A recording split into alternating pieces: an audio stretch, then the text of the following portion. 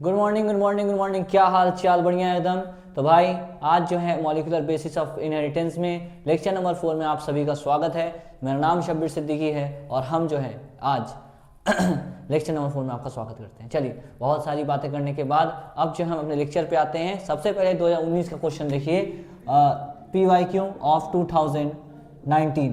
आपको कल हम बताए थे बहुत सारी बातें कि नाइट्रोजिनस बेस कौन कौन से होते हैं, ये सारी चीज़ें बात कर लिए थे। तो PYQ क्या है? सवाल है, purine found in both DNA and RNA are. Question था 2019 का, purine found in both DNA and RNA। DNA और RNA में दोनों क्या मिल सकता है? दोनों क्या मिल सकता है भाई? प्यूरिन कौन कौन से हो सकते हैं बताओ तो भाई। प्यूरिन क्या क्या होते हैं? एडेनिन होते हैं और क्या होते हैं? ग्वानिन होते हैं। एडेनिन और ग्वानिन ऐसे हैं जो कि डीएनए और आरएनए दोनों में मिलेंगे। एडेनिन ग्वानिन ऐसे हैं जो कि डीएनए आरएनए दोनों में मिलेंगे। तो ये भाई PYQ है। आप समझ में आ रहा है कि कितना आसान क्वेश्चन आता है? तो मतलब 19 का PYQ है। पर आपको लेवल क्या होना चाहिए? क्वेश्चन का लेवल क्या होना चाहिए? देखिए, ऐसा क्वेश्चन का लेवल होना चाहिए, ऐसे लिखना होना चाहिए कि फॉस्फोडाइएस्टर लिंकेज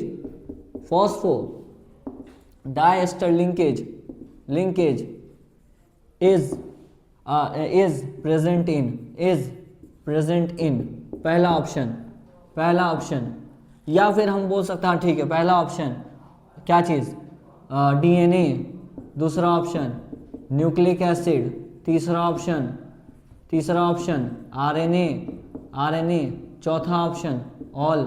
तो भाई फॉस्फोडाइएस्टर क्या होता है? फॉस्फोडाइएस्टर यहाँ मिलता है, ये एक न्यूक्लियोटाइड, दूसरा न्यूक्लियोटाइड, तीसरा न्यूक्लियोटाइड, चौथा न्यूक्लियोटाइड, और यहाँ पर जो बॉन्ड है उसे क्या कहते हैं? फॉस्फोडाइएस्टर लिंकेज कहते हैं। तो फॉस्फोडाइएस्टर या DNA में मिलेगा? यस DNA में मिलेगा। यहाँ DNA में मिलेगा।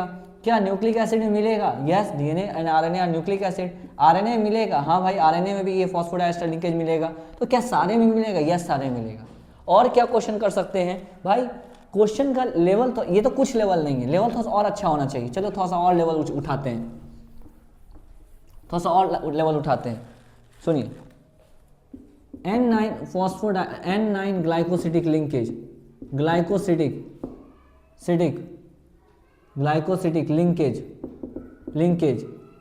Present in. N9 glycosidic linkage किस में प्रेजेंट होगा? पहला ऑप्शन रुबिस्को। दूसरा ऑप्शन एडिनोसिन। तीसरा ऑप्शन गुआनोसिन। चौथा ऑप्शन बोथ BNC। तो बताइए किस में प्रेजेंट होगा? और बताइए जल्दी से किस में प्रेजेंट होगा? तो भाई N9 ग्लाइकोसिडिक, याद है ये शुगर है ये कौन सा शुगर है? अगर हम यहाँ पर 2 डैश पे OH रखते हैं तो राइबोस शुगर है। अगर हम यहाँ पर क्या चीज़ जोड़ें? अगर हम प्यूरिन जोड़ देते हैं तो यहाँ N9 लिंक होता है। याद आ रहा है कि नहीं आ रहा? जल्दी बताओ तो, याद आ रहा है कि नहीं आ रहा? अरे भाई याद आ रहा है। तो भाई प्यूरिन में ही एडेनिन हो या ग्वानिन हो तभी ये जो है पॉसिबल है। तो एडिनोसिन और ग्वानोसिन में ये लिंकेज मिल सकता है, that is N9 glycosidic linkage. ठीक है, ये रुबिस्को नहीं, पॉसिबल ही नहीं है, क्योंकि रुबिस्को प्रोटीन होता है, एंजाइम होता है, प्रोटीन में थोड़ी हो जाएगा ये वाला लिंकेज। तो आंसर आपका क्या जाएगा? आंसर डी जाएगा, बोथ BNC। क्लियर है कि नहीं? जल्दी बताइए। आवाज़ को थोड़ा सा टॉलरेट कर लीजिएगा, आवाज़ मेरी ठीक नहीं है आज, लेकिन तब भी जो है लेक्चर तो बनाना ही बनाना है, क्योंकि टाइम इज मनी बेटा, time is very important. Time को आप वेस्ट नहीं कर सकते। एक और क्वेश्चन करते हैं। चलिए अगला क्वेश्चन बताइए जल्दी से। Which is nucleotide? अगला क्वेश्चन, विच इज न्यूक्लियोटाइड? ये इसको हटा दीजिए। Which is nucleotide? कौन न्यूक्लियोटाइड है? पहला ऑप्शन GMP, दूसरा ऑप्शन UMP, तीसरा ऑप्शन यूरिडाइलिक एसिड, चौथा ऑप्शन ऑल। क्या आंसर होगा? जल्दी बताओ। न्यूक्लियोटाइड कौन है? जल्दी बताओ, न्यूक्लियोटाइड कौन है? बताइए जल्दी से, आंसर क्या होगा? न्यूक्लियोटाइड कौन है? क्या GMP न्यूक्लियोटाइड है? Yes. Guanosine monophosphate, yes nucleotide है। क्या यूरिडीन मोनोफॉस्फेट न्यूक्लियोटाइड है? Yes it is nucleotide. क्या यूरिडाइलिक एसिड न्यूक्लियोटाइड है? Yes it is nucleotide. पिछले क्लास का क्वेश्चन है भाई। क्या सारे आंसर होगा? यस सारे आंसर होंगे। क्लियर है? अगला question, which is true about ATP. ATP के बारे में क्या सही है? सबसे पहला, इट इज न्यूक्लियोटाइड। दूसरा option N9C1 linkage, N9C1 glycosidic linkage. तीसरा ऑप्शन ये क्या कर सकते हैं, phosphodiester linkage, which is two phosphoester bond. चौथा ऑप्शन ऑल। क्या आंसर होगा? जल्दी बोलिए, ऑल देख के ऑल मत मार दीजिएगा, ये गलती मत करना भाई। जल्दी जल्दी बताओ, जल्दी फास्ट। देखो ध्यान से, सबसे पहली बात ध्यान सुनना, एटीपी के बारे में क्या सही है? एटीपी क्या होता है देखना ध्यान से, एटीपी ध्यान से देखना। ये क्या है? राइबोस शुगर है सर। क्या है ये? राइबोस शुगर है। यहाँ पर क्या लिखे? OH। यहाँ क्या लिखे? OH। ठीक है कि नहीं? ये राइबोस शुगर था, यहाँ मैंने एडेनिन जोड़ दिया। इस लिंकेज का क्या नाम था? ये क्या बन गया? एडिनोसिन। पहले तो ये समझो, ये क्या बन गया? एडिनोसिन बन गया। अगर आप यहाँ पर एक फॉस्फेट जोड़ते थे तो याद है क्या बोलते थे इसको? Adenosine monophosphate. दो फॉस्फेट जोड़ते थे तो क्या बोलते थे? Adenosine diphosphate. और तीन फॉस्फेट जोड़ते थे तो क्या कहते थे इसको? Adenosine triphosphate. ठीक है, क्लियर है? जल्दी बताओ, ये जो पहला लिंकेज था कौन सा सर? ये पहला लिंकेज, ये वाला, ये क्या था? फॉस्फोईस्टर। ये क्या था? फॉस्फोएनहाइड्राइड। और ये क्या था? N9 glycosidic linkage. क्लियर है? जल्दी बताइए। तो देखिए एटीपी क्या है? क्या ये न्यूक्लियोटाइड है? Yes it is a nucleotide. Adenosine triphosphate, yes it is a nucleotide. क्या N9C1 लिंकेज है? यस N9C1 लिंकेज है, ये भी सही है। क्या फॉस्फोईस्टर लिंकेज है? यस फॉस्फोईस्टर यहाँ देखने को मिल जाएगा, ये भी सही है। क्या तो सारे सही हैं? यस सारे सही हैं। तो क्वेश्चन अच्छे लेवल का करना है तुमको। क्वेश्चन जो है आसान लेवल का हो, कोई मतलब नहीं है, कोई लॉजिक नहीं बनता है उसका। क्वेश्चन हो अच्छा हो।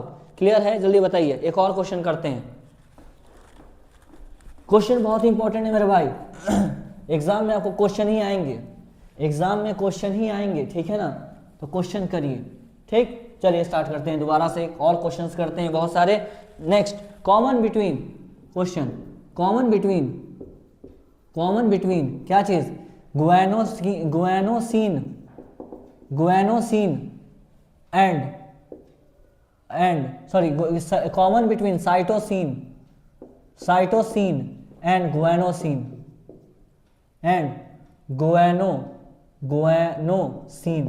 इज, पहला ऑप्शन शुगर, दूसरा ऑप्शन नाइट्रोजिनस बेस, तीसरा ऑप्शन न्यूक्लियोसाइड, चौथा नहीं ये ठीक है, शुगर नाइट्रोजिनस बेस।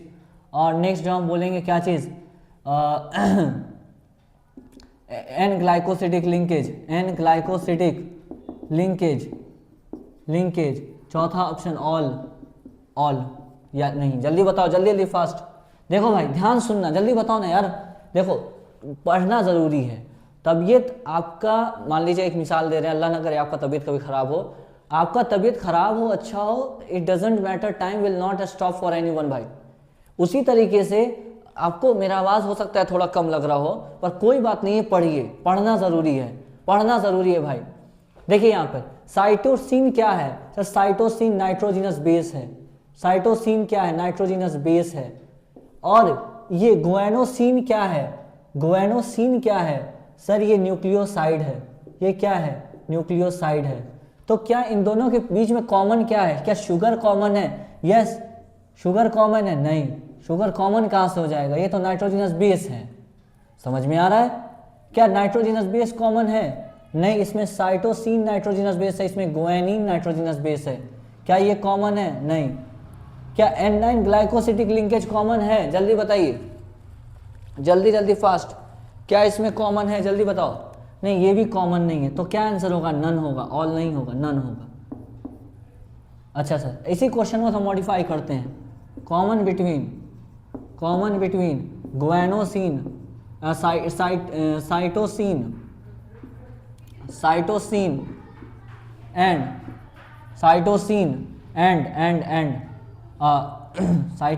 साइटिडीन लिखिए। Cytidine and cytidylic acid, cytidylic acid. सबसे पहला शुगर, दूसरा नाइट्रोजिनस बेस, नहीं मज़ा नहीं आएगा, साइटोसिन एंड एडिनोसिन। तो शुगर, नाइट्रोजिनस बेस, तीसरा एन ग्लाइकोसिडिक लिंकेज, और चौथा बोथ ए एंड सी। क्या आंसर होगा जल्दी बताओ, जल्दी फास्ट भाई, स्पीड से करेंगे, जल्दी बताइएगा। ये साइटिडीन है क्या?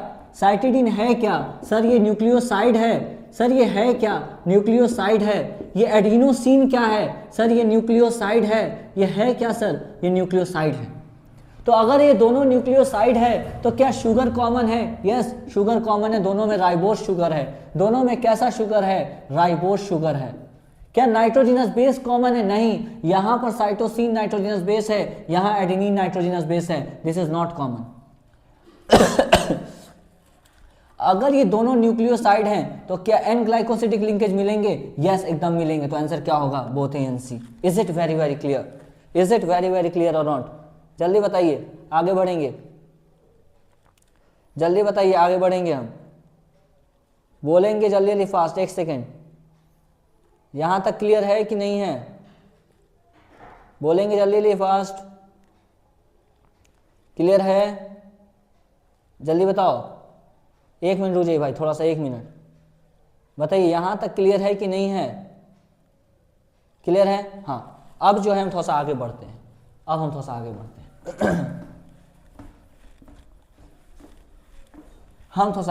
अब देखना भाई, हम देखना क्या चाह रहे हैं। कल तक हम जो है डीएनए के 2 स्ट्रैंड्स बना लिए थे।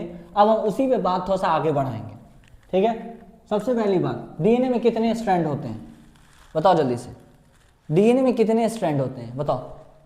डीएनए में देखना, याद करो, कल तुमको हम बताया था एक बात कि ये शुगर था, शुगर फॉस्फेट,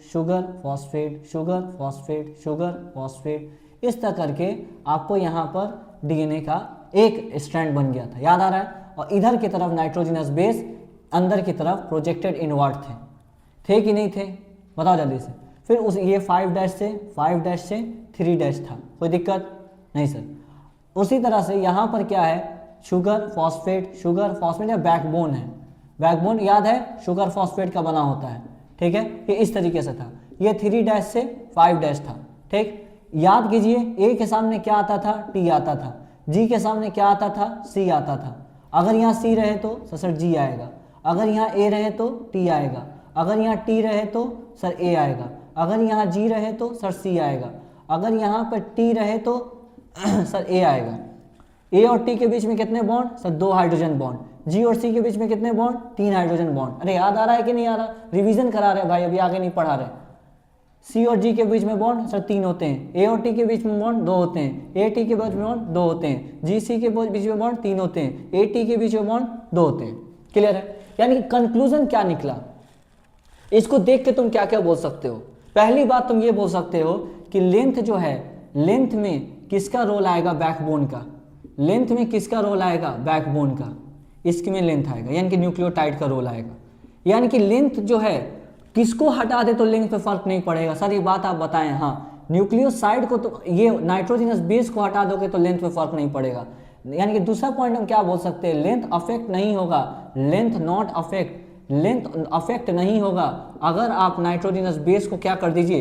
रिमूव कर दीजिए। ये बात तुम देख के बता सकते हो। और तुम क्या देख के बता सकते हो? और तुम ये देख के बता सकते हो कि एडेनिन हमेशा थाइमीन के साथ पेयर करेगा। एडेनिन के सामने हमेशा थाइमीन आएगा। एडेनिन क्या है? प्यूरिन है। थाइमीन क्या है? पिरिमिडीन है। तो हमेशा तुम याद, एडेनिन के सामने थाइमीन आएगा, यानी कि हमेशा हमेशा हमेशा एडेनिन के सामने थाइमीन आएगा और बीच में 2 बॉन्ड बनेगा। डबल बॉन्ड नहीं बोल रहे हैं, 2 बॉन्ड बोल रहे हैं, 2 हाइड्रोजन बॉन्ड बोल रहे हैं। ठीक है एकदम बात। और तुम ये देख के बता पाओगे कि जी के सामने हमेशा सी आ रहा है जिसमें 3 हाइड्रोजन बॉन्ड है, 3 हाइड्रोजन बॉन्ड है।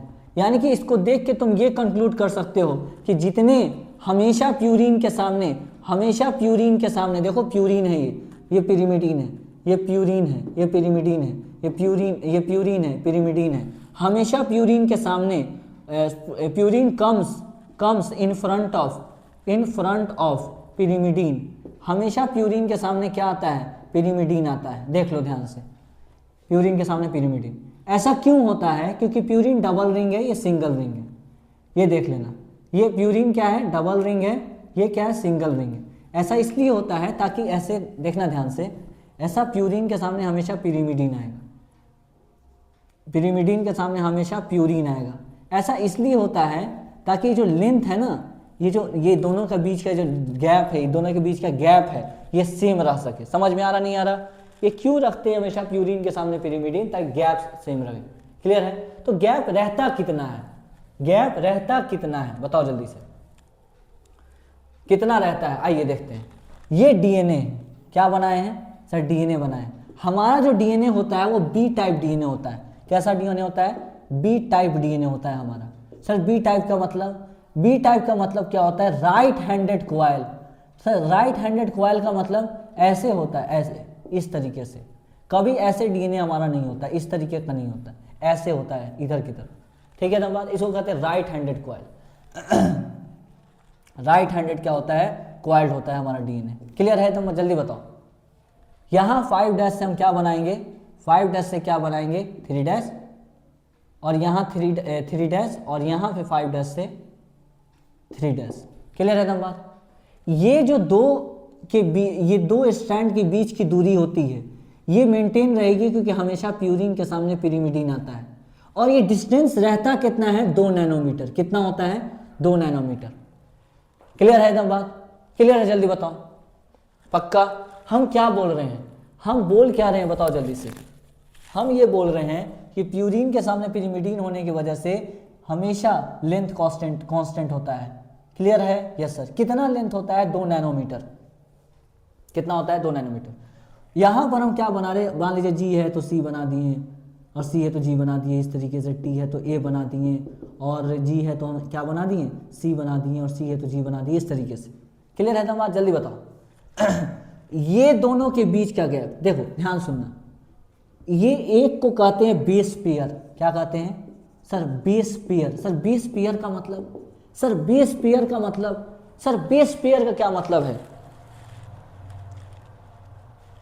बेस पेयर का मतलब तुमको अभी तक क्या समझ में आना चाहिए? सुनना ध्यान से, हम भाग नहीं रहे स्पीड में, तुम बस सुनना ध्यान से। हम कह रहे हैं कि हमेशा एडेनिन के सामने थायमीन, प्यूरिन के सामने हमेशा पिरिमिडीन आता है। इससे फायदा क्या होता है? लेंथ कांस्टेंट, ये दोनों के बीच का डायमीटर कांस्टेंट रहता है। क्या कांस्टेंट रहता है? डायमीटर कांस्टेंट रहता है। इससे फायदा क्या हो रहा है? डायमीटर कांस्टेंट रह रहा है।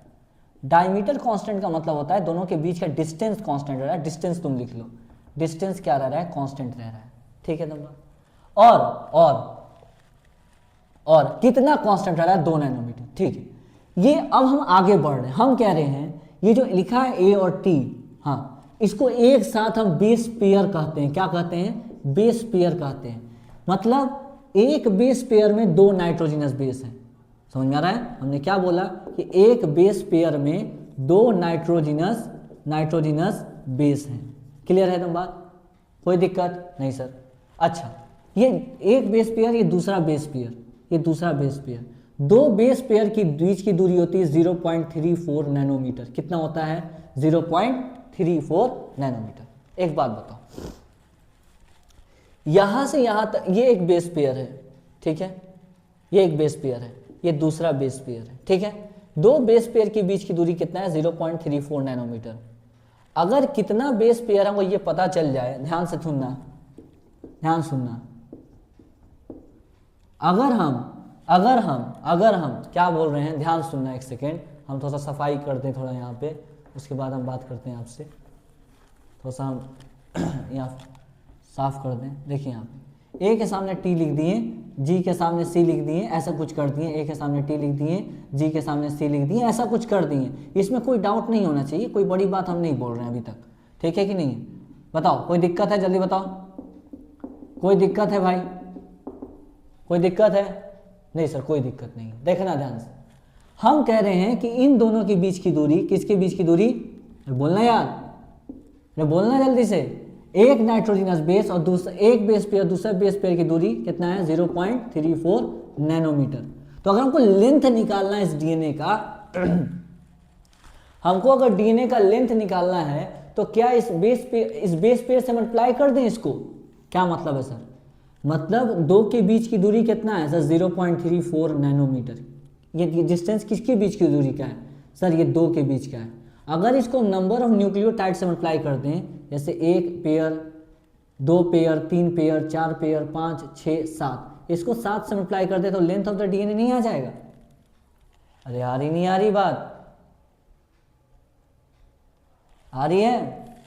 यानी कि आप जो है कैसे जो है लेंथ ऑफ द डीएनए निकालते हैं, इस डिस्टेंस को 0.34 को आप जो है बेस पेयर से मल्टीप्लाई कर देंगे।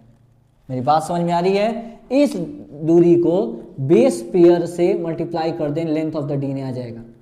क्या हम न्यूक्लियोटाइड से भी मल्टीप्लाई कर दे तो लेंथ ऑफ द डीएनए आ जाएगा? यस, क्योंकि न्यूक्लियोटाइड से भी क्या आता है? लेंथ ऑफ द डीएनए आता है।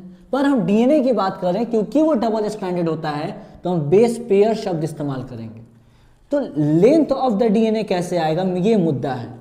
लेंथ ऑफ द डीएनए आएगा कैसे आएगा? 0.34 नैनोमीटर को तुम क्या करोगे, इस नंबर ऑफ बेस पेयर से तुम क्या कर दोगे? मल्टीप्लाई कर दोगे। यह क्या आ जाएगा? जल्दी बताएंगे क्या आ जाएगा? बोलेंगे क्या आ जाएगा सर? कि क्या आ जाएगा? लेंथ ऑफ द डीएनए आ जाएगा। ठीक है दम बात। चलिए कुछ सवाल करते हैं। यहाँ तक आपके दिमाग में क्या बसना चाहिए? आपके दिमाग में ये बसना चाहिए, सुनना ध्यान से। तुम्हारे दिमाग में क्या अभी तक आ जाना चाहिए? तुम्हारे दिमाग में ये आना चाहिए कि दो स्ट्रैंड के बीच की दूरी 2 नैनोमीटर होती है। ऐसा पॉसिबल क्यों हो पाया? क्योंकि हमेशा प्यूरीन के सामने पिरिमिडीन आता है। ऐसा इसीलिए पॉसिबल हो पाया। अगर पिरिमिडीन के सामने पिरिमिडीन या प्यूरीन के सामने प्यूरीन आ जाता, डबल रिंग के सामने डबल रिंग आ जाता, सिंगल रिंग के सामने सिंगल रिंग अगर आ जाता तो लेंथ कांस्टेंट नहीं रहता। मेरी बात समझ में आ रही है? Yes sir. ठीक है, फिर हम बोले हैं कि आपको एक को कहते हैं, ये एक जो दिख रहा है ये एक बेस पेयर, ये दूसरा बेस पेयर, तीसरा बेस पेयर, चौथा बेस पेयर। यहाँ देखो, ये एक बेस पेयर, ये दूसरा बेस पेयर, ये तीसरा बेस पेयर, ये चौथा बेस पेयर, पांचवा बेस पेयर, छठा बेस पेयर, सातवां बेस पेयर। तो जितने बेस पेयर हैं उसको हम 0.34 नैनोमीटर से अगर मल्टीप्लाई कर दें तो ये लेंथ ऑफ द डीएनए आ जाएगा। Is it very very clear? तो बताइए, अगर हम बोलें, थोड़ा सा गंदा हो गया, हम थोड़ा सा मिटा रहे, दूसरा बनाते हैं डायग्राम। अगर हम बोलें कि एक बेस पेयर का मतलब कितना हुआ, कितना बेस हुआ, तो सर एक बेस पेयर का मतलब हुआ 2 नाइट्रोजिनस बेस। ठीक है। अगर हम बोलें कि, ध्यान सुनिएगा, यहां पर बेस पेयर है, क्लियर है? यहां क्या है? बेस पेयर है। ठीक है, अब कुछ सवाल कर लेते हैं थोड़ा सा।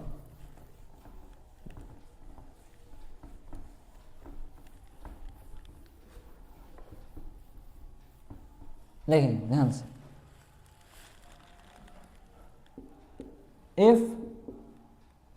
if number of purine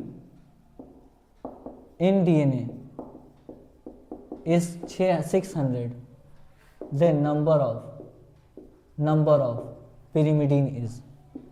sir ये बात कहाँ से आ जाएगा? आपको समझ में आ जाएगा। पहला ऑप्शन 800, दूसरा ऑप्शन 500, तीसरा ऑप्शन 1200, चौथा ऑप्शन 600, यहाँ 300 का दिया। बताइए क्या आंसर होगा?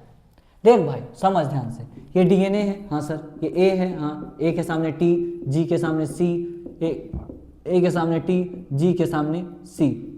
हमेशा प्यूरीन के सामने पिरिमिडीन आएगा, तो जितने प्यूरीन होंगे उतने ही पिरिमिडीन होंगे। सर कैसे? देखिए प्यूरीन कितने हैं? 1 2 3 4। पिरिमिडीन कितने हैं? 1 2 3 4। तो हम कह सकते हैं number of purine is equal to number of pyrimidine कह सकते हैं कि नहीं कह सकते हैं? हाँ सर कह सकते हैं, कह सकते हैं सर। वो डीएनए वाला क्वेश्चन नहीं कराएंगे, पहले इतना समझ में आ रहा है? हाँ सर, ये सारा लिंक करके क्वेश्चन कराएंगे हम। Okay sir. अब देखो देखो हमेशा ए के सामने टी आएगा, हमेशा आएगा कि नहीं? हाँ सर आएगा। तो जितने नंबर ऑफ ए होंगे उतने ही नंबर ऑफ टी होंगे। हाँ सर। और देखो हमेशा जी के सामने सी आएगा। हाँ sir.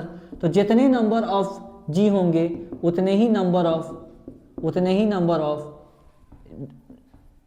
Equal number of C हो जाएंगे। हाँ सर। तो बताओ यहां प्यूरिन कितना है? 600, तो पिरिमिडिन भी कितना होगा सर? 600। क्लियर है? हाँ सर एकदम बढ़िया है, एकदम बढ़िया क्लियर है सर। बताइए जल्दी से। अब अगला question, if number of base pair is 500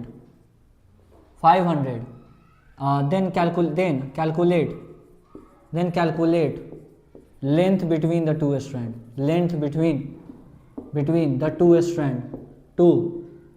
two strand of human DNA।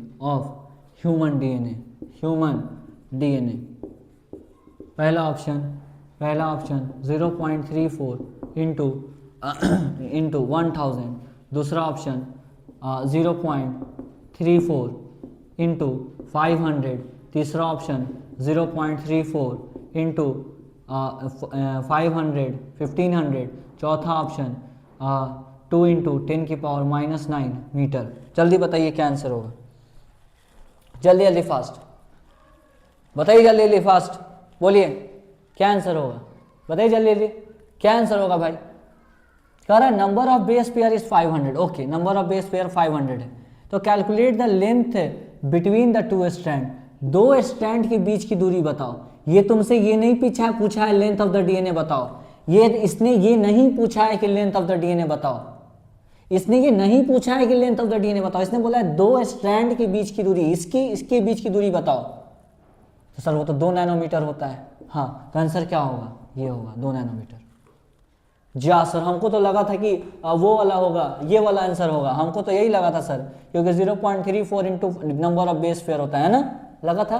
भाई ऐसा गलती मत कर देना, क्वेश्चन ढंग से पढ़ो। कैलकुलेट द लेंथ, किसका length? Between the two strand के बीच की लेंथ बताइए। ध्यान बुझ के डिस्टेंस नहीं बोला है क्वेश्चन में। अच्छा जी, क्लियर है कि नहीं है? यस एकदम मस्त क्लियर है। आगे और क्वेश्चन करेंगे, देखेंगे इधर। अगला question, if number of bases in DNA is 5000, then length of the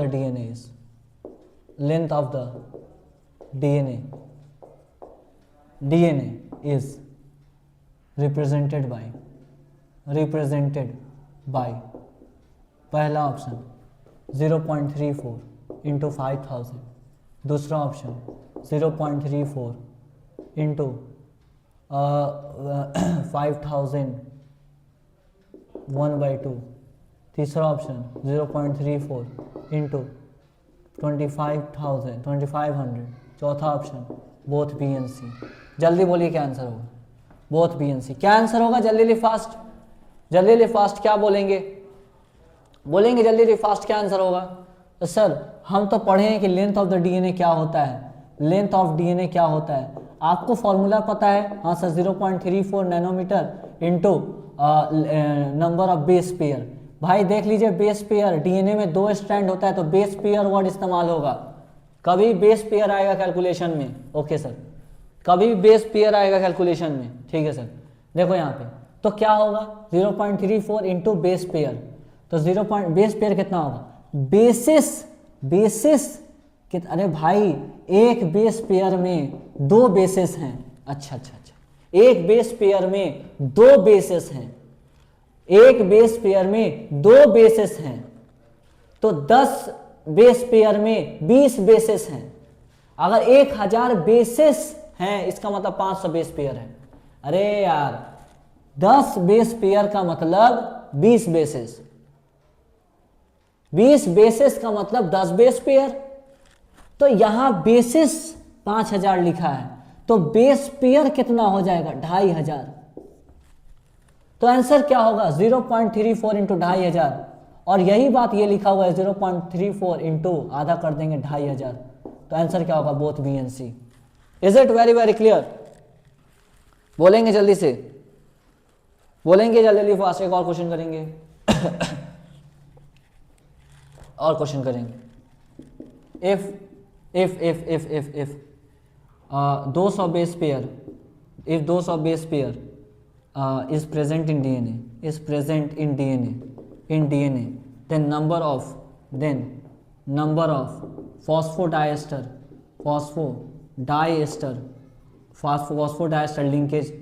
linkage is, जल्दी बताइए कितना होगा। सबसे पहला 199, दूसरा दूसरा 399, तीसरा 398, चौथा 400। क्या आंसर होगा? जल्दी फास्ट बताइए क्या आंसर होगा, क्या आंसर होगा, जल्दी बोलिए, जल्दी फास्ट बताइए। देखिए यहाँ पे समझिए, कह रहा है 200 बेस पेयर, मतलब देखो ये है, ये डीएनए, हाँ सर, ए के सामने टी, जी के सामने सी, ऐसा कुछ होगा, हाँ सर। तो 200 बेस पेयर हैं, 200 बेस पेयर हैं, इसका मतलब देखो कितना बेसिस हुए सर, 400 बेसिस हुए, 400 बेसिस हुए, क्लियर है, 400 बेसिस हुए, ठीक है, हाँ सर। 200 बेसिस इधर, 200 बेसिस इधर, तभी तो 200 बेस पेयर कहेंगे, हाँ सर। 200 बेसिस इधर, 200 बेसिस इधर। अरे क्या बोले यार, हम कह रहे हैं,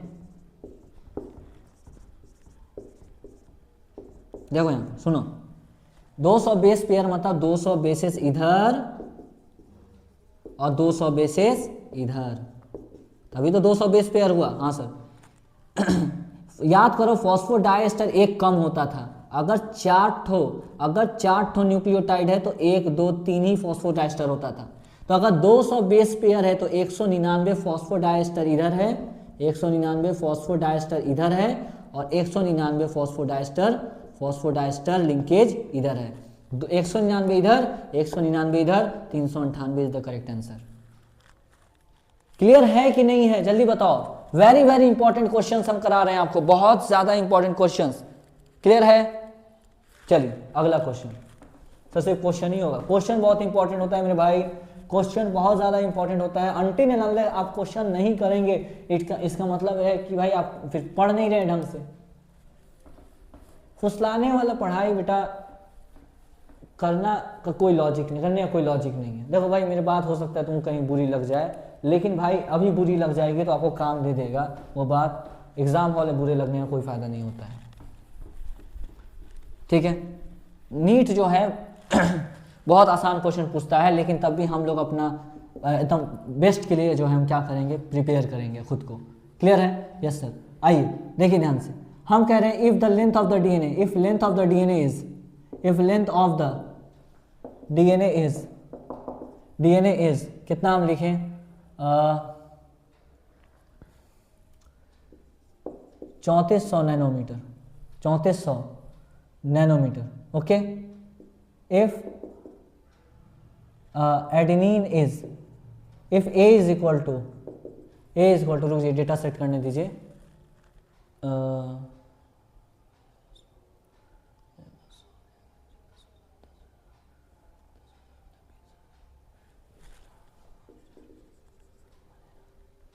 then calculate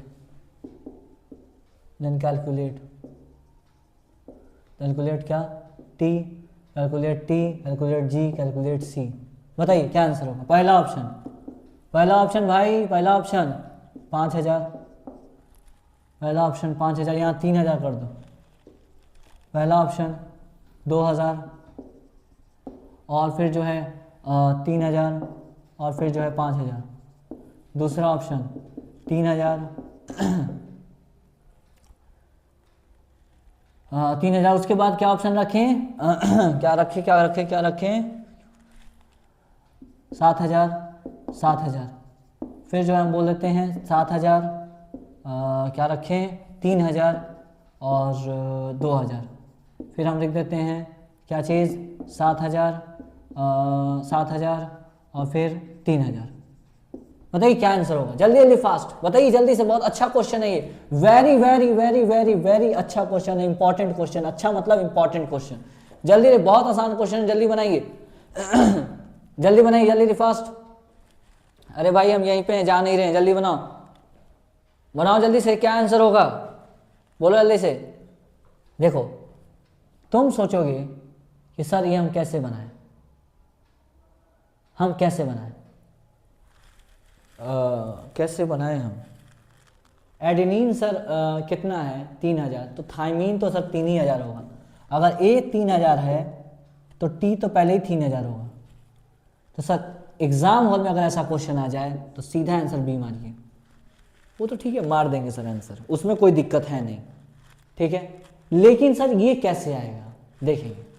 आपको फॉर्मूला हम क्या बताए हैं, लेंथ ऑफ डीएनए क्या बताए हैं sir 0.34 nanometre into 10 number of base pair, बोले हैं, हाँ सर बोले हैं एकदम बोले हैं। तो यानी कि लेंथ कितना है सर 3400 नैनोमीटर बराबर 0.34 नैनोमीटर इंटू बेस पेयर, हाँ सर, तो बेस पेयर यहाँ कितना हो जाएगा सर, बेस पेयर आ जाएगा 3400 नैनोमीटर बाई 0.34 नैनोमीटर, काटेंगे डबल जीरो, यहाँ 2 जीरो ऊपर चल जाएगा और यह आ जाएगा 100, यानी कि आंसर क्या आ जाएगा सर 10,000, क्या आ जाएगा 10,000 बेस पेयर, 10,000 बेस पेयर मतलब 20,000 बेसिस, 20,000 बेसिस, 20,000 बेसिस, ठीक है, 20,000 बेसिस में 3,000 हो गया ये, 3,000 हो गया ये, 3,000 हो गया ए, 3,000 हो गया टी, ठीक है, कितना हो गया 6,000, बचा कितना, अरे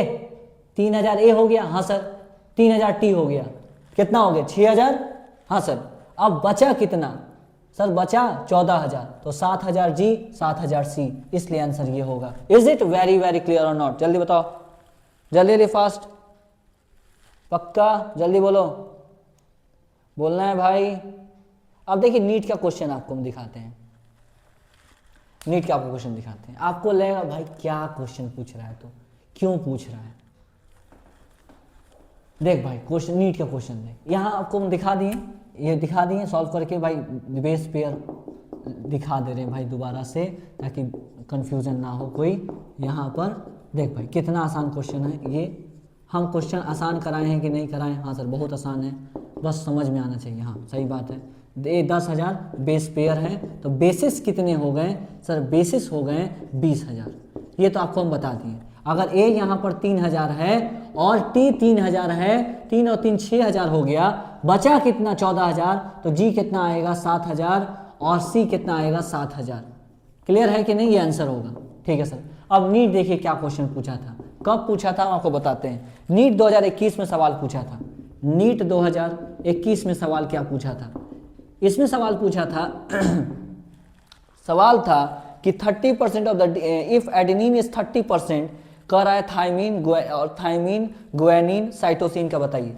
अगर एडेनिन कितना है 30%, तो आपको बताना है क्या क्या, पहले बोला thymine guanine cytosine, thymine guanine और साइटोसिन बताइए। तो भाई ये अगर 30% है तो ये भी कितना होगा सर 30%, 30 60% हो गया, बचा मिलाकर 40%, तो ये कितना होगा 20%, ये कितना होगा 20%, तो हमारा ये आंसर हो जाएगा, हमारा ये आंसर हो जाएगा, समझ रहे हो।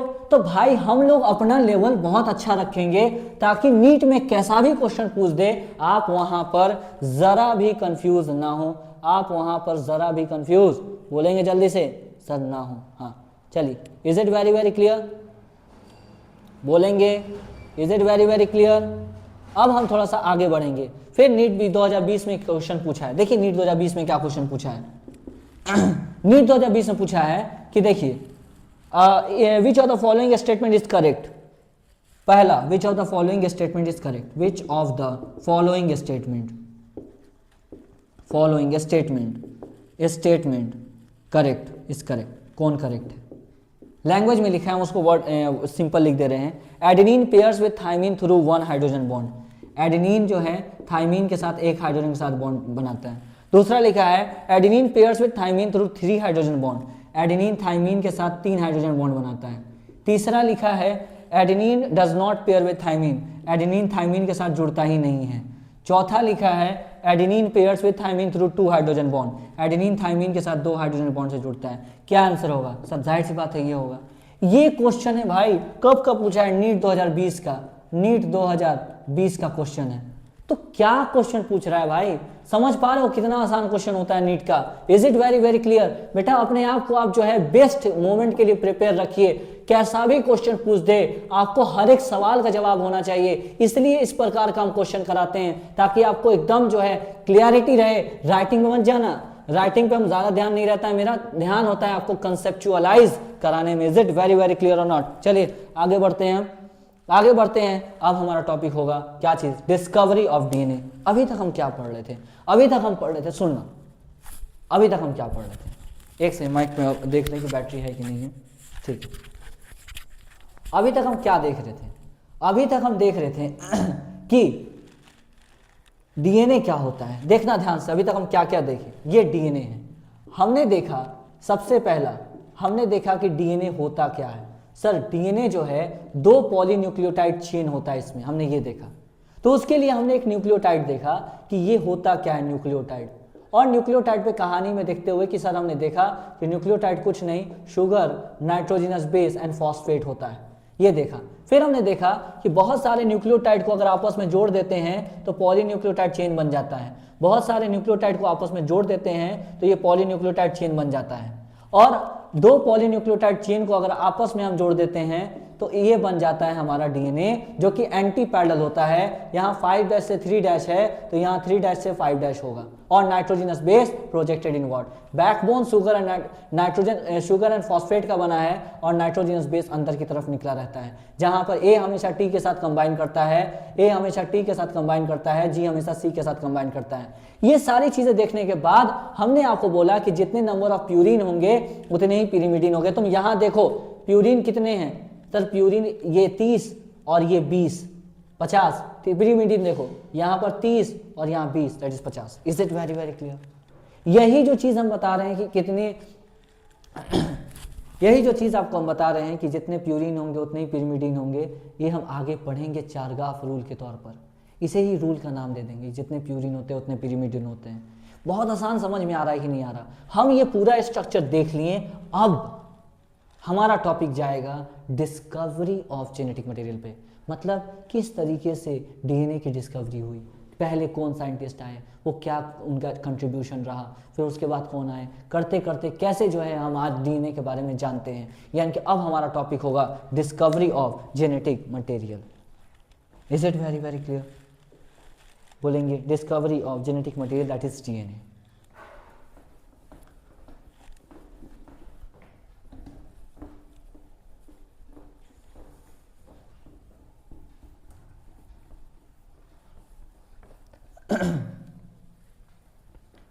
तो सवाल जो है बेटा, सवाल करिए।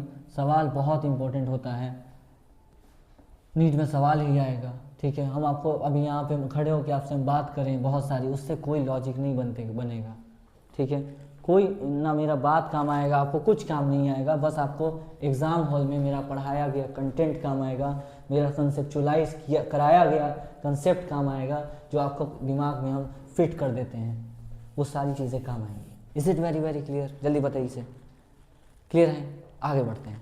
सबसे पहले हम लिखेंगे heading discovery of genetic material, discovery of DNA, discovery of DNA. DNA कैसे डिस्कवर हुआ? आइए, डीएनए कैसे डिस्कवरी हुआ? सर डीएनए है क्या? डीएनए का फुल फॉर्म क्या है पहले तो ये समझिए। सर डीएनए का फुल फॉर्म है डीऑक्सी राइबो न्यूक्लिक एसिड, मतलब ये एसिडिक मटेरियल है। ठीक है, तो कुछ बैकग्राउंड समझते हैं डिस्कवरी का, कुछ बैकग्राउंड समझते हैं, कुछ बैकग्राउंड में हम ये देखेंगे कि आपको याद है कि मेंडल ने अपने काम को पब्लिश कब किया था? जल्दी बताइए, जल्दी जल्दी बताइए फास्ट। याद है कि मेंडल ने अपने काम को पब्लिश कब किया था? प्रिंसिपल ऑफ इनहेरिटेंस में ये बात लिखा है 1865 में। 1865 में मेंडल ने अपना काम पब्लिश किया था, इसी के अराउंड पब्लिश किया था अपना वर्क। कौन? मेंडल जो है अपना वर्क पब्लिश किए थे इसी के अराउंड। अब जो है जब इतना जो है अपना काम पब्लिश हो गया तो लोगों के दिमाग में चला कि भाई कि कुछ ना कुछ तो ऐसा होता होगा जो कि कैरेक्टर को, ट्रेट को कंट्रोल कर रहा होगा। तो कहीं ना कहीं ये बात डीएनए पर जाके जो है दिमाग में चल रहा होगा, क्या हुआ, क्या था भाई। तो इसी के अराउंड एक साइंटिस्ट हुए हैं 1869 में, जो है उन्होंने क्या किया, उन साइंटिस्ट का नाम है मिशर। ठीक है, मिशर जो है एक सेल लिए, सेल पस सेल्स लिए। पस सेल्स मतलब कहीं अगर चोट वोट लग जाता है तो पट्टी बंधाता है तो वहाँ जो सेल्स बनते हैं उसे पस सेल्स कहते हैं। तो वहीं से सेल, वहीं का है कुछ सेल्स लिए बैंडेज से उठा के, तो कुछ सेल्स लिए, ये कुछ सेल्स लिए। इस सेल्स को से उन्होंने कुछ एसिडिक मटेरियल आइसोलेट किया। उन्होंने क्या किया? कुछ एसिडिक मटेरियल आइसोलेट किया। ये सेल है, हाँ सर, इस सेल में ये न्यूक्लियस बनाए हैं। ओके सर, ये न्यूक्लियस बनाए हैं। तो न्यूक्लियस से इन्होंने फ्रॉम न्यूक्लियस इन्होंने कुछ आइसोलेट किया सम एसिडिक मटेरियल। देखिए एसिडिक मटेरियल डीएनए, कुछ एसिडिक मटेरियल आइसोलेट किए। ठीक है, उन्होंने आइसोलेट किया इस तरीके से, यहाँ टेस्ट ट्यूब में आइसोलेट किया। पर प्रॉब्लम क्या था कि ये जो एसिडिक मटेरियल निकला ये टूटा हुआ निकला। मतलब ये तरीका का इस तरीके का नहीं निकला, ये एसिडिक मटेरियल टूटा हुआ निकला। ठीक है, ये एसिडिक मटेरियल कैसा निकला? टूटा हुआ निकला। Is it very very clear? Miescher scientist 1869 में, वेरी वेरी इंपॉर्टेंट, कुछ एसिडिक मटेरियल निकाले न्यूक्लियस से। ठीक है, जिसको उन्होंने क्या नाम दिया? न्यूक्लिन नाम दिया। ये PYQ है कि न्यूक्लिन वर्ड, ठीक है ना, किसने बताया था? तो मिशर ने बताया था। ठीक है, तो न्यूक्लिन जो है निकाला। पर प्रॉब्लम क्या था? प्रॉब्लम था कि ये जो डीएनए है ना, आइसोलेट तो किया था बट डीएनए इंटैक्ट नहीं था, नॉट इंटैक्ट। इंटैक्ट नहीं मतलब ये टूट गया था, ये टूट गया था। अगर ये सीधा निकल जाता ना, अगर तुमको सही सलामत निकल जाता तो हम इसका स्ट्रक्चर को अच्छे से पढ़ लेते। तो इसलिए बेचारे का स्ट्रक्चर नहीं पढ़ पाए। तो सर सही सलामत क्यों नहीं निकल पाया? उसका टेक्निक उस समय उतना नहीं था। तो इसी वजह से, क्योंकि टूटा हुआ निकला था, तो DNA structure was not possible. DNA structure study ये जो है पॉसिबल नहीं था, नॉट गेट पॉसिबल नहीं हो पाया। क्यों नहीं हो पाया? क्योंकि डीएनए इंटैक्ट नहीं था। क्लियर है कि नहीं? जल्दी बताइए। तो डीएनए जो है इंटैक्ट फॉर्म में ये नहीं निकाल पाए थे। आपको सवाल क्या बनेगा इस स्लाइड से? पहला, ये डेट। मिशर साइंटिस्ट 1869 में एक एसिडिक मटेरियल न्यूक्लियस से निकाले थे। उस एसिडिक मटेरियल का नाम न्यूक्लिन है। प्रॉब्लम ये था कि ये जो एसिडिक मटेरियल था, जो डीएनए था, ये इंटैक्ट फॉर्म में नहीं निकला, टूटा हुआ निकला।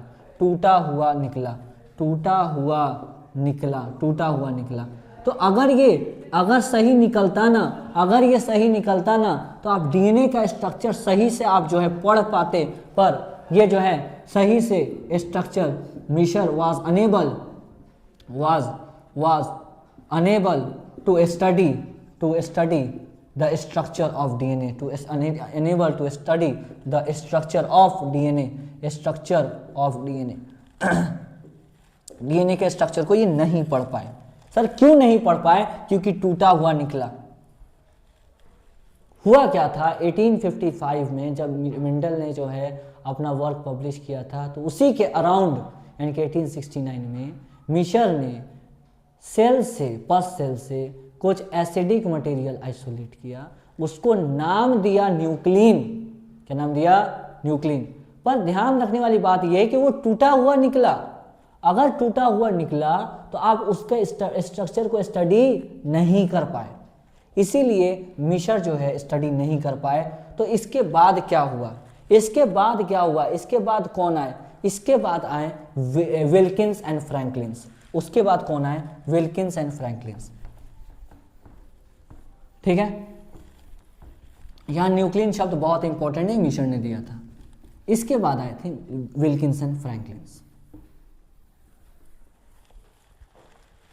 विल्किन एंड फ्रैंकलिन्स क्या किया, देखिए ध्यान से, विल्किंस एंड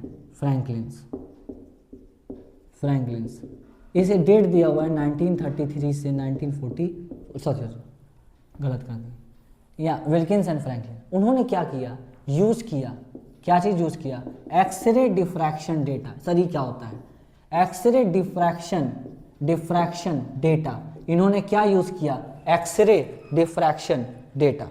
क्लियर है, उन्होंने क्या किया, ये जो है एक सेल से, एक सेल रखा होगा, उसमें कहीं ना कहीं डीएनए होगा, ठीक है ना, उसमें कहीं ना कहीं डीएनए होगा, ठीक है, उन्होंने डीएनए निकाला, ठीक है, और जो है वो डीएनए का मतलब डीएनए निकाला, मतलब कहने का यहाँ सेल होगा, उसके अंदर डीएनए होगा, ये कहने का मतलब है। अच्छा सर, इसके ऊपर उन्होंने खास किस्म का लाइट डाला, जैसे एक्सरे कहते हैं, एक्सरे डाला। अच्छा सर, क्या डाला, एक्सरे।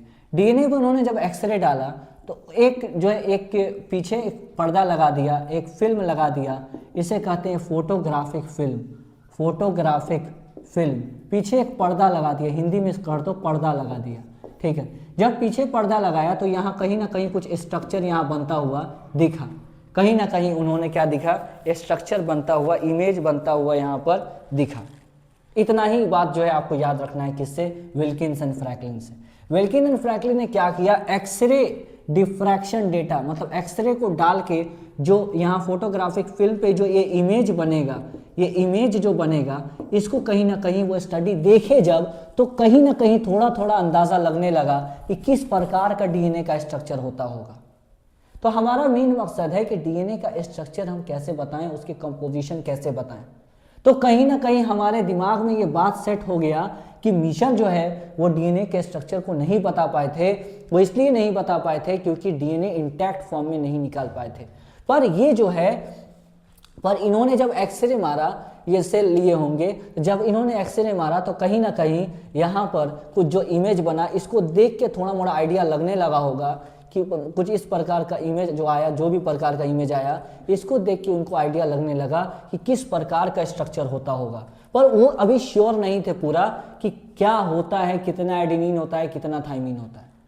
तो इस बात को कि कितना एडेनिन होता है, कितना थाइमिन होता है, एक अगले साइंटिस्ट आए, इनका अगले साइंटिस्ट का नाम है चारगाफ। चारगाफ क्या थे, साइंटिस्ट थे, ठीक है। इन्होंने जो है केमिकल कंपोजिशन का स्टडी किया अलग अलग सोर्स से, मतलब अलग अलग सोर्स से, मतलब हो सकता है कभी हाथ का सेल लिया हो, कभी लीवर का सेल, कभी लीफ का सेल, फ्रॉम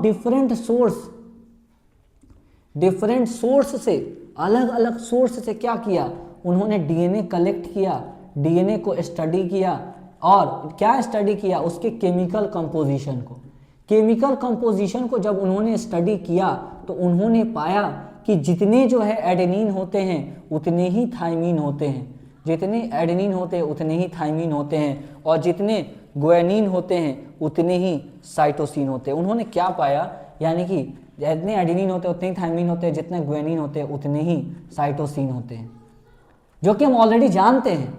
यानी कि उन्होंने पाया कि एडेनिन और थाइमिन, देखो ये बराबर है ना, तो इसका तुम रेशियो निकालोगे तो क्या आएगा, 1 आएगा। या तुम ये कह लो जी और सी का रेशियो निकालोगे तो क्या आएगा, 1 आएगा।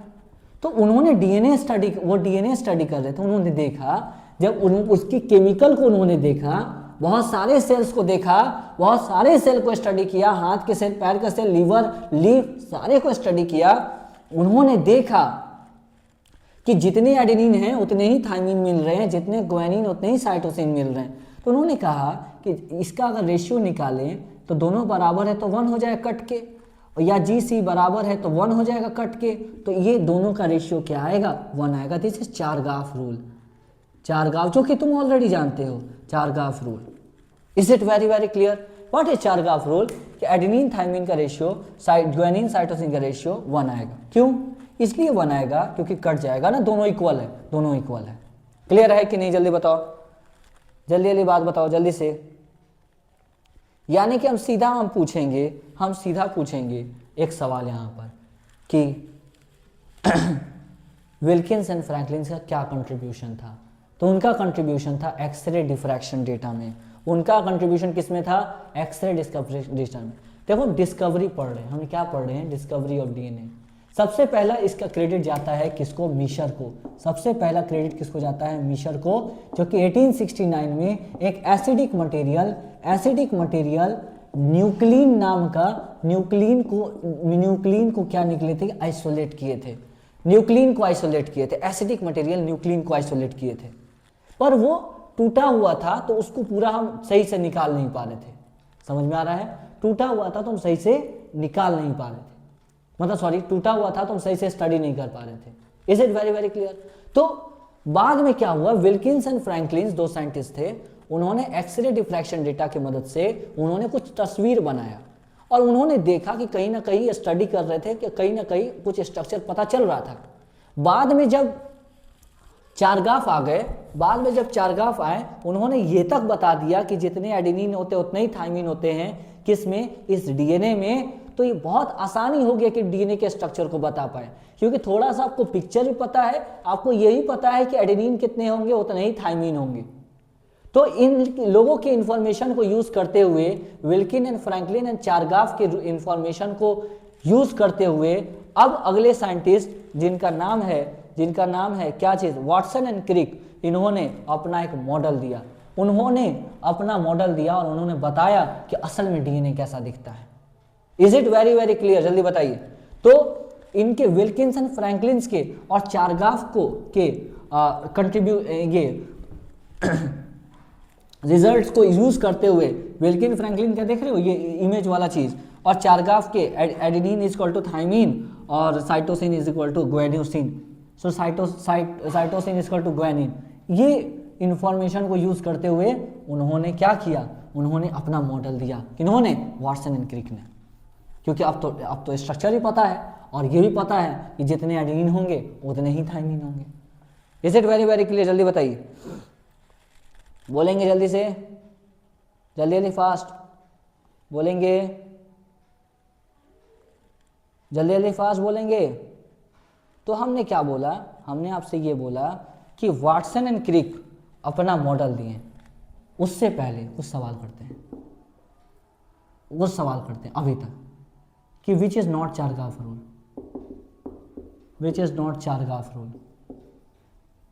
चारगाफ रूल। पहला option A/T is equal to G/C is equal to 1। दूसरा option A plus G is equal to T plus C is equal to 1। तीसरा ऑप्शन A इंटू C बराबर G इंटू T बराबर 1। ठीक है, जे A इंटू T बराबर G into C बराबर 1। और चौथा ऑप्शन क्या चीज़ लिखें? A बाई टी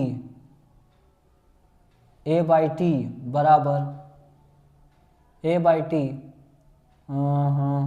इंटू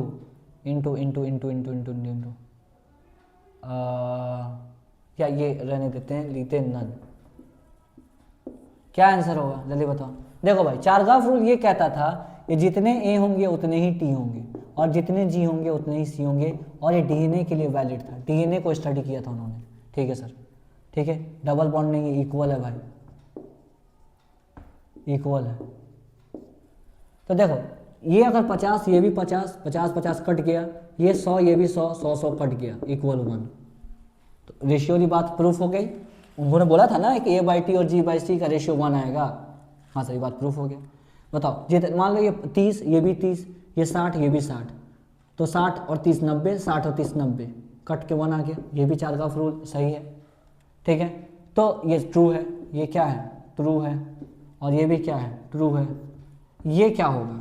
ये मान लो ये 60 और ये हो गया 30, ये 60, ये 30, मल्टीप्लाई करके 1 कैसे आ जाएगा? ये नहीं है। Is it very very clear? कोई दिक्कत? तो आंसर क्या होगा हमारा? आंसर होगा सी पे जो है चारगाफ रूल।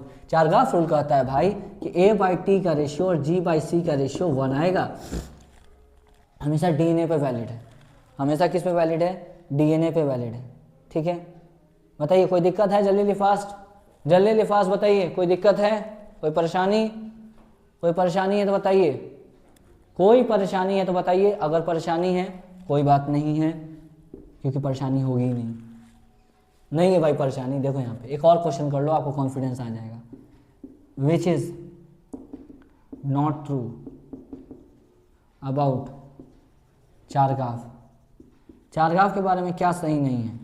ठीक है, पहला a/t equal g/c equal to 1। दूसरा कैन बी वैलिड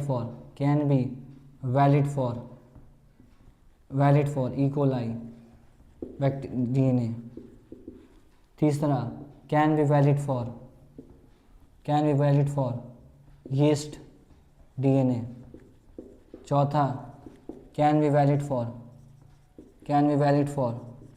HIV। देखिए हमने क्या बोला है, चारगाफ DNA के लिए वैलिड है, ठीक है, DNA के लिए, तो ये तो सही बात है। इसमें भी DNA होता है भाई, ये भी सही बात है। ये भी देख लो DNA है, ये भी सही बात है। ये जो है RNA वायरस होता है, तो इस पे वैलिड नहीं होगा चारगाफ रूल। तो आपका आंसर क्या होगा? आपका आंसर डी होगा। क्लियर है कि नहीं है? तो चलिए आज जो है बस इतना ही पढ़े हैं। कल डिटेल में हम बात करेंगे वाटसन एंड क्रिक मॉडल का। धन्यवाद, शुक्रिया।